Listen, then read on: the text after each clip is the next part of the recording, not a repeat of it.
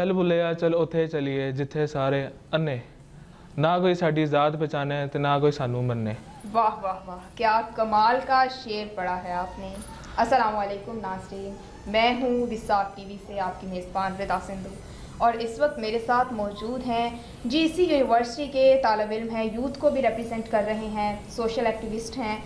और आज हम बात करने जा रहे हैं, जैसे कि आप सबको पता है कि 21 फरवरी को मादरी ज़ुबानों का इंटरनेशनल डे मनाया जाता है। बिल्कुल मैं पंजाबी में बात नहीं कर रही। I am Punjabi and I used to say I am proud of being Punjabi. इन्होंने पंजाबी आउंदी नहीं दरअसल। यही तो पता करना है कि मैंने पंजाबी आंदी क्यों नहीं। देखो जी, पंजाबी बोलिया करो, पंजाबी साडी ज़बान है, साडे कल्चर हैगा वा, साडे अस अपना कल्चर नहीं छड्डना। ठीक है, तुसी किहड़ा लखनऊ तो आए हो ਜਾਂ ਤੁਸੀਂ ਉਰਦੂ ਬੋਲ ਰਹੇ ਹੋ ਸ਼ੁਰੂ ਤੋਂ? ਕੀ ਗੱਲ ਕੀ ਹੈਗੀ ਹੈ? ਤੁਸੀਂ ਕਿ ਦਿੱਲੀ ਦੇ ਪ੍ਰਾਈਮ ਮਿਨਿਸਟਰ ਨਾਲ ਤੁਹਾਡੇ ਪਰਸਨਲ ਤਾਲੁਕਾਤ ਸੀਗੇ ਕੀ, ਯਾਨੀ ਕਿ ਬੜੇ ਕਲੋਜ਼ ਰਿਲੇਸ਼ਨ ਸੀਗੇ ਕਿ ਤੁਸੀਂ ਉਰਦੂ ਬੋਲ ਰਹੇ ਹੋ, ਦਿੱਲੀ ਦੀ ਰਿਪਰੈਜ਼ੈਂਟੇਸ਼ਨ ਕਰ ਰਹੇ ਹੋ? ਕੀ ਗੱਲ ਕੀ ਹੈਗੀ ਹੈ? ਪੰਜਾਬੀ 'ਚ ਗੱਲ ਕਰੋ। ਮੇਰੇ इसमें मेरा ਇਹਦੇ ਵਿੱਚ ਮੇਰੀ ਗਲਤੀ ਹੈ। ਜਿੱਦਾਂ ਦਾ ਮੂੰਹ ਹੈ ਨਾ ਉਦਾਂ ਦੀ ਗੱਲ ਕਰਨੀ ਚਾਹੀਦੀ ਹੈ। ਤੁਸੀਂ ਮੇਰੇ ਮੂੰਹ ਨੂੰ ਕੀ ਖਰਾਬੀ ਹੈ? ਮੈਂ ਉਹੀ ਕਹਿ ਰਿਹਾ, ਅੱਛਾ ਮੂੰਹ ਹੈਗਾ ਤੇ ਅੱਛੀ ਗੱਲ ਕਰੋ, ਪੰਜਾਬੀ 'ਚ ਗੱਲ ਕਰੋ।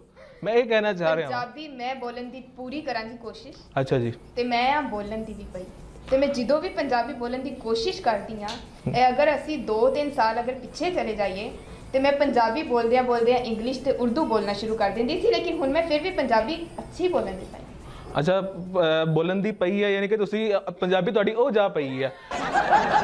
ਤੁਸੀਂ ਪੰਜਾਬੀ ਬੋਲੋ, ਤੁਸੀਂ ਪੰਜਾਬੀ ਸੁੱਟ ਰਹੇ ਹੋ। अपने कोल रखो, अपनी कोशिश तो करो जरा, हल्की जी थोड़ी हार्ड वर्क करो, हल्का जया। देखिए, आप मुझे डिस्करेज करने की कोशिश कर रहे हैं। अच्छा, by the way your teeth are beautiful, just saying, just kidding for laugh. जी जी जी, बड़ा ही शुक्रिया जी आया नु। पता नहीं की कहीदा, हुण मैनू यही आंदा सी ते मैं कहता। कोई नहीं तुसी करो। अच्छा, ਤੇ ਮੈਂ ਪੰਜਾਬੀ ਬੋਲਣ ਦੀ ਅੱਜ ਕਰਾਂਗੀ ਪੂਰੀ ਕੋਸ਼ਿਸ਼। ਇਹ ਇੱਥੇ ਬੈਠਾ ਹੋਇਆ ਤੇ ਮੈਨੂੰ ਇਹ ਬੜਾ ਹੀ ਨਾ ਪੰਜਾਬੀ ਤੋਂ ਡੀਟਰੈਕ ਕਰਨ ਦੀ ਕੋਸ਼ਿਸ਼ ਕਰਦਾ ਪਿਆ। ਆਹੋ ਜੀ, ਮੇਰੇ ਤੇ ਪਾ ਦਿਓ। ਠੀਕ ਹੋ ਗਿਆ। ਤੇ ਹੁਣ ਮੈਨੂੰ ਇਹ ਦੱਸੋ ਕਿ ਅਗਰ ਮੈਨੂੰ ਪੰਜਾਬੀ ਨਹੀਂ ਬੋਲਣੀ ਆਉਂਦੀ, ਹਾਲਾਂਕਿ ਮੇਰੇ ਮਾਂ-ਬਾਪ ਜਿਹੜੇ ਨੇ ਉਹ ਪੰਜਾਬੀ ਬੋਲਦੇ ਸੀ, ਮੇਰੇ ਜਿਹੜੇ ਫਾਦਰ ਨੇ ਉਹ ਲਾਇਰ ਸੀ ਤੇ ਉਹ ਪੰਜਾਬੀ 'ਚ ਗੱਲ ਕਰਦੇ ਸੀ ਸਭ ਦੇ ਨਾਲ। ਘਰ ਦੇ ਵਿੱਚ ਅੰਮੀ ਵੀ ਪੰਜਾਬੀ ਬੋਲਦੀ, ਲੇਕਿਨ ਫਿਰ ਵੀ ਅਸੀਂ ਜਿਹੜੇ ਭੈਣ ਭਰਾ ਵਾਂ, ਸਾਨੂੰ ਪੰਜਾਬੀ ਕੋਈ ਇੰਨੀ ਚੰਗੀ ਆਂਦੀ ਨਹੀਂ। ਇਹਦੇ ਵਿੱਚ ਸਾਡਾ ਕਸੂਰ ਕੀ ਹੈਗਾ? ਕਸੂਰ ਹੈਗਾ ਇਹ ਹੈ ਕਿ ਤੁਸੀਂ ਪੰਜਾਬੀ ਬੋਲਦੀ ਕੋਈ ਨਹੀਂ। ਤੇ ਇਹ ਹੁਣ ਮੈਂ ਕੀ ਕਰਨ ਨਹੀਂ ਆ ਕਿ ਮੈਂ ਪੰਜਾਬੀ ਰੋੜਨ ਦੀ ਆ? ਇਹੀ ਗੱਲ ਹੈ ਕਿ ਤੁਸੀਂ ਜਦੋਂ ਪੰਜਾਬੀ ਬੋਲੋਗੇ ਰੋਜ਼ਾਨਾ ਬੇਸਿਸ ਤੇ ਫਿਰ ਤੁਹਾਡੀ ਪ੍ਰੈਕਟਿਸ ਹੋਏਗੀ। ਠੀਕ ਹੈ ਨਾ?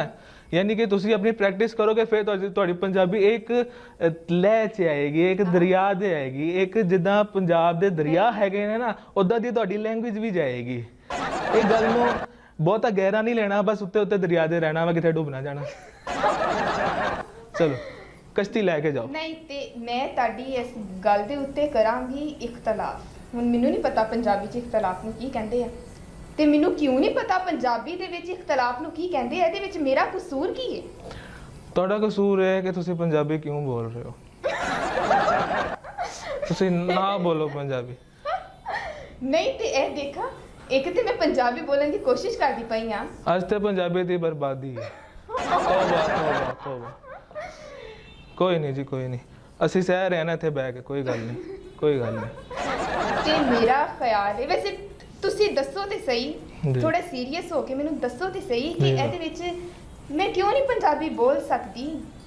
ਦੇਖੋ ਜੀ, ਸਾਡੇ ਜਦੋਂ ਦੇ ਅੰਗਰੇਜ਼ ਆਏ ਆ, ਉਹ ਅਸੀਂ ਸਮਝਦੇ ਹਾਂ ਕਿ ਇਹ ਅੰਗਰੇਜ਼ ਗਏ ਨੇ ਛੱਡ ਸਾਨੂੰ, ਇਹ ਕਦੀ ਵੀ ਨਹੀਂ ਛੱਡੇ ਨੇ।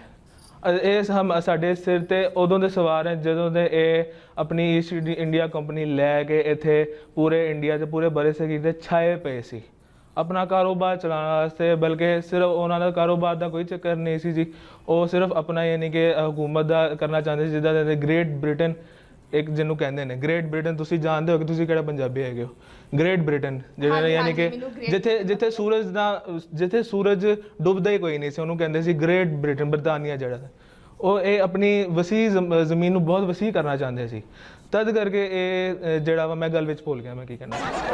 ਦੇਖਿਆ, ਇਹੀ ਮਸਲਾ ਸਾਡਾ ਸਭ ਤੋਂ ਵੱਡਾ ਕਿ ਅਸੀਂ ਪੰਜਾਬੀ ਚ ਸੋਚ ਨਹੀਂ ਸਕਦੇ।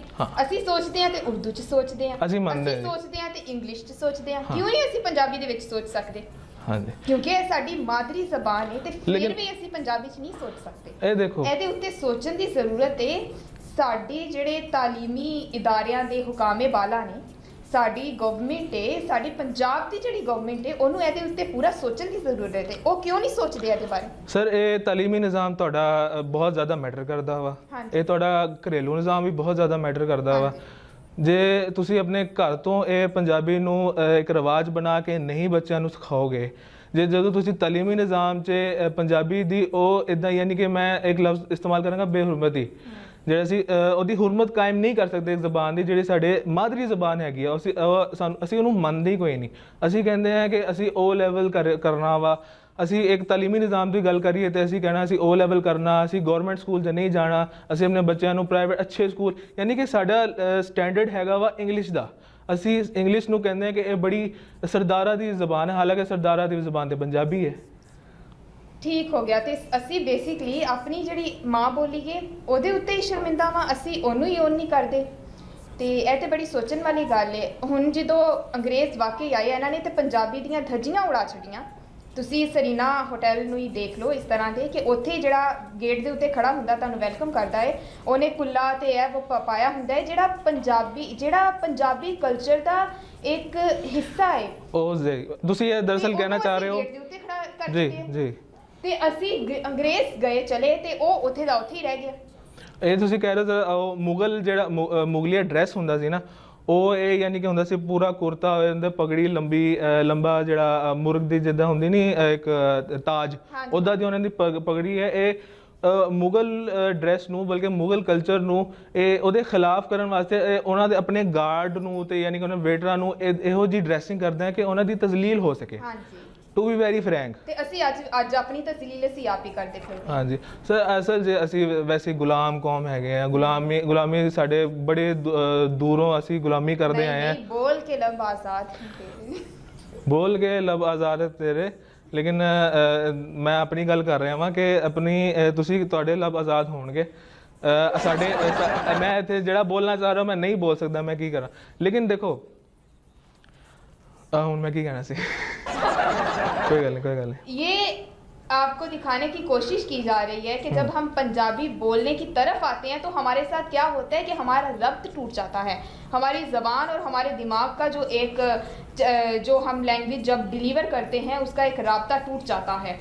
तो उसके लिए सबसे बड़ी वजह जो मुझे नज़र आती है वो ये है कि अगर आप देख लें, सिंध की बात कर लें, सरहद की बात कर लें या अदर कंट्रीज़ की भी बात कर लें, उनमें जो आपकी स्टार्टिंग की बेसिक एजुकेशन है उसको वो करते हैं, उनकी जो माँ बोली है, उनकी मादरी ज़ुबान में उसको प्रमोट किया जाता है। जबकि पाकिस्तान में पढ़ाया जाता है A for Apple, B for this and C for this, अलिफ ये और ये।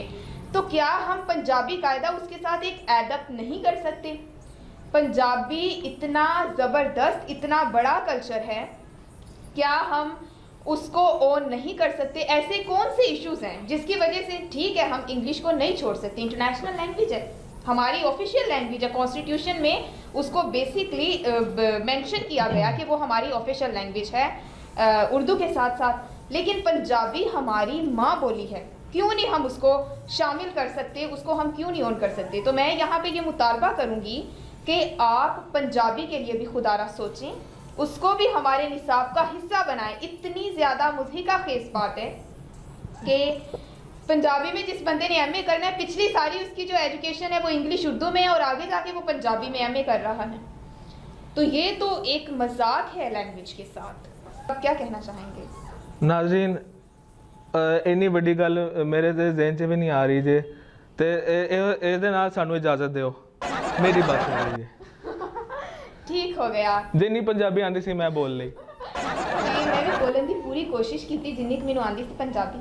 ते जांदिया होया मैं एक पंजाबी दे इन्ने वड्डे साडे शायर गुजरे ने, वारिस शाह, गुलाम फरीद साहब और बुल्ले शाह।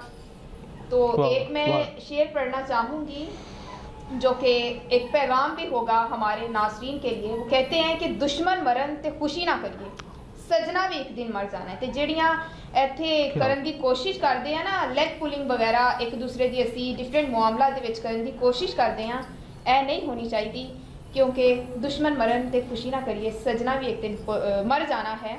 ਤੇ ਆਪਣੀ ਪੰਜਾਬੀ ਨੂੰ ਮੰਨੋ, ਉਹਦੇ ਉੱਤੇ ਫਖਰ ਮਹਿਸੂਸ ਕਰੋ, ਤੇ ਸਿਰਫ ਉਹਨੂੰ ਆਪਣੇ ਘਰ ਦੇ ਜਿਹੜੇ ਤੁਹਾਡੇ ਨੇ ਨਾ ਬੱਚੇ ਤੇ ਨਿਆਣੇ ਤੇ ਵੱਡੇ ਸਾਰੇ ਉਹਨਾਂ ਵਾਸਤੇ ਨਾ ਰੱਖ ਛੱਡੋ। ਬਿਲਕੁਲ, ਨੌਕਰਾਂ ਦੀ ਜ਼ਬਾਨ ਪੰਜਾਬੀ ਨਹੀਂ ਹੈ, ਪੰਜਾਬੀ ਜਿਹੜੀ ਹੈ ਉਹ ਸਰਦਾਰਾਂ ਦੀ ਜ਼ਬਾਨ ਹੈ।